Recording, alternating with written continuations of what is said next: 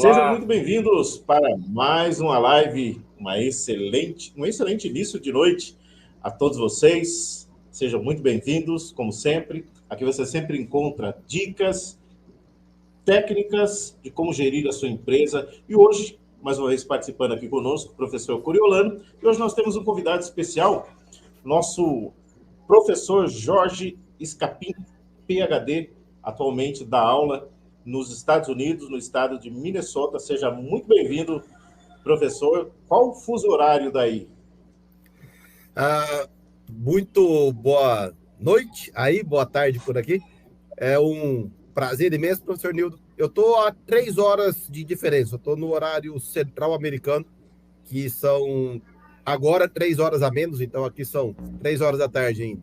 Que é meio da tarde ainda. Bacana aí. Então, muito obrigado por, no meio do período aí, tirar um tempinho e participar aqui conosco. Discutimos aí como é a contabilidade em outros lugares, né?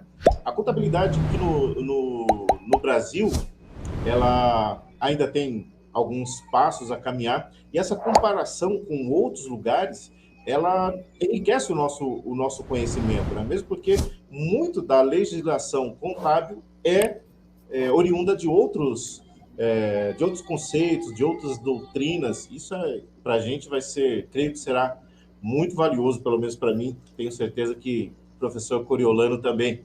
Professor, boa noite, seja bem-vindo aí.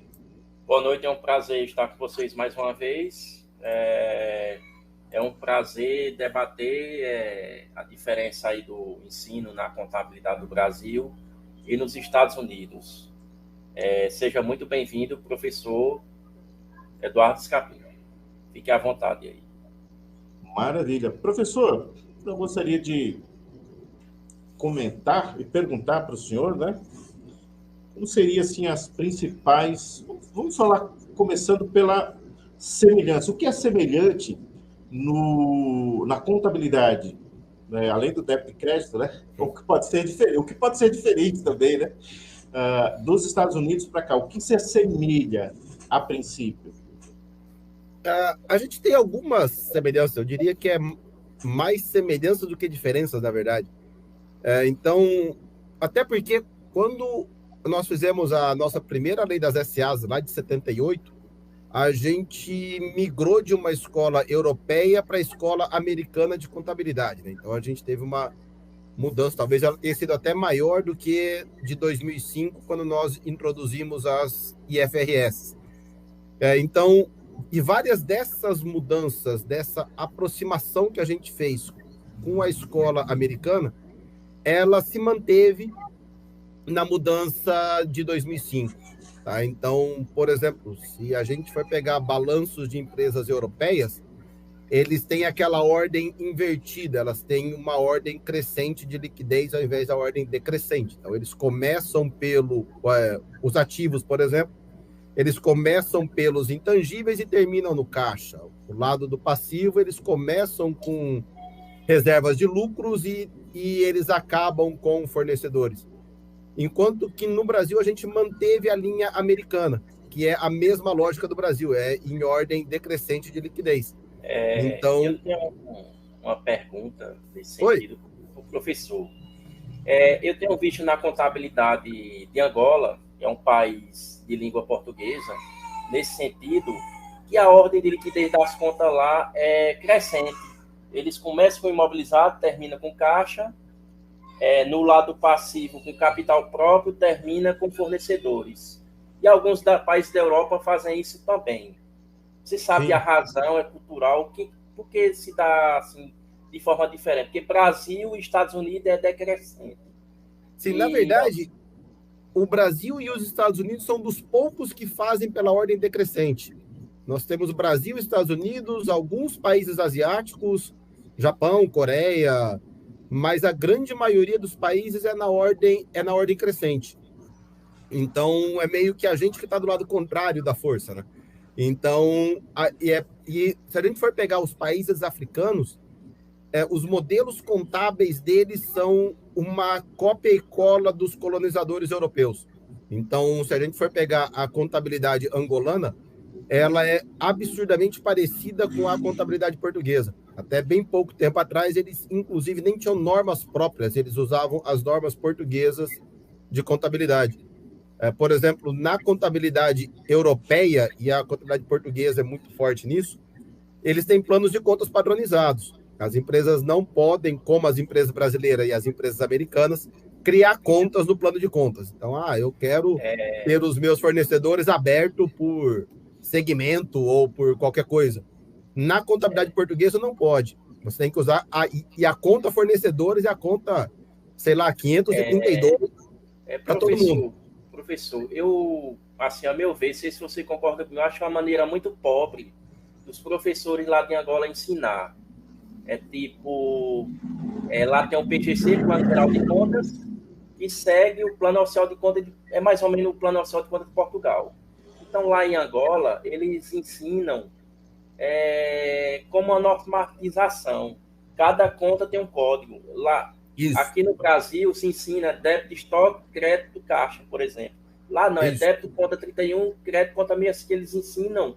Os alunos decoram os códigos das contas, e aí isso aí perde a essência, saber o conceito de cada conta, o funcionamento da conta.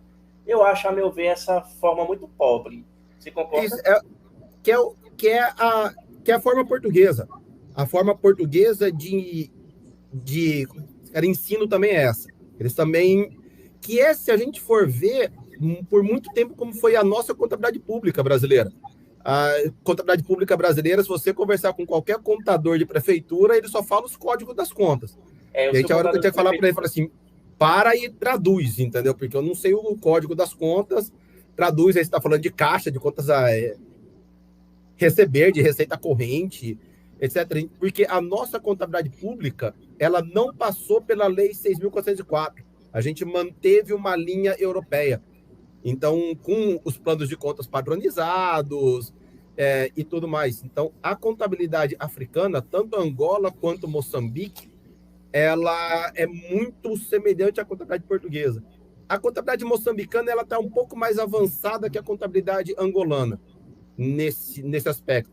Mas eles têm muito essa visão normativa, que é uma visão europeia mais clássica, que é a visão da contabilidade ser um conjunto de registros de débitos e créditos. Então, nós vamos aprender os débitos e créditos, e aí, por que eu vou ensinar fornecedores se a conta 38, 65, o que seja?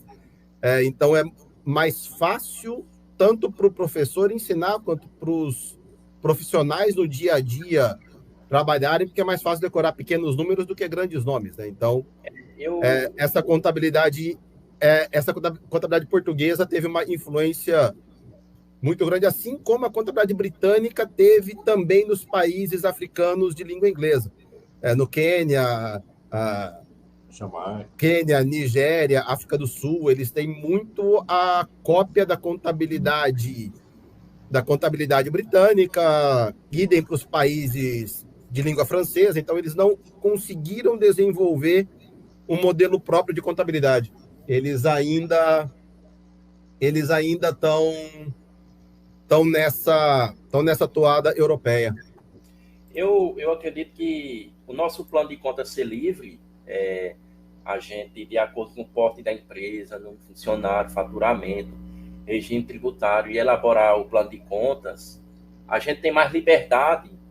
Isso também tem uma qualidade gerencial bem melhor do que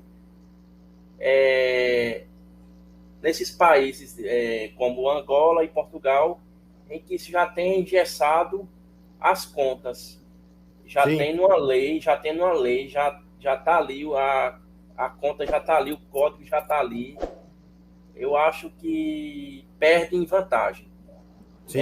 Não sei se concorda, a nossa contabilidade no Brasil ela é bem avançada, assim, no sentido de, em relação aos países, que a gente estuda bastante e tem um regime tributário bem complexo que qualifica, isso faz com que qualifica os contadores, que demanda mais estudo, e isso faz com que se produzam no Brasil contadores de melhor qualidade. Não sei se você concorda nesse sentido. Assim, daquela coisa, qualidade por necessidade, né? Então, a gente acabou tendo. Mas a gente tem uma outra questão, né? Sobre planos de contas padronizados. Foi meu sobrinho, entrou em contato.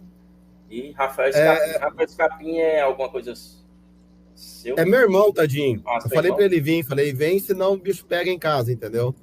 Então ele faz contabilidade, ele é contador? Não, ele é uma parte do outro lado da força, entendeu? Ele não está no lado certo da força, mas tudo bem. Mas os planos de contas padronizados, no Brasil a gente tem mais ou menos padronizados, né? Se a gente for olhar o sistema DFP da CVM, ele acaba com uma padronização de contas, o sistema da Receita Federal também, lá dos nossos SPEDs, ele também tem meio que uma padronização de contas.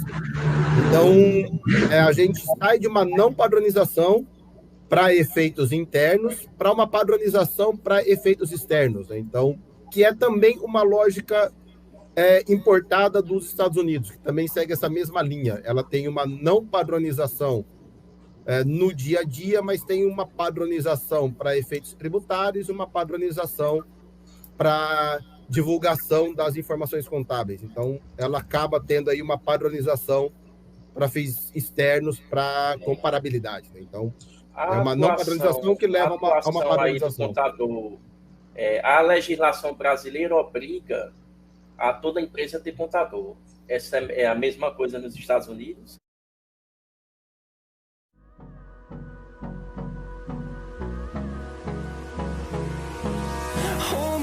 Till I get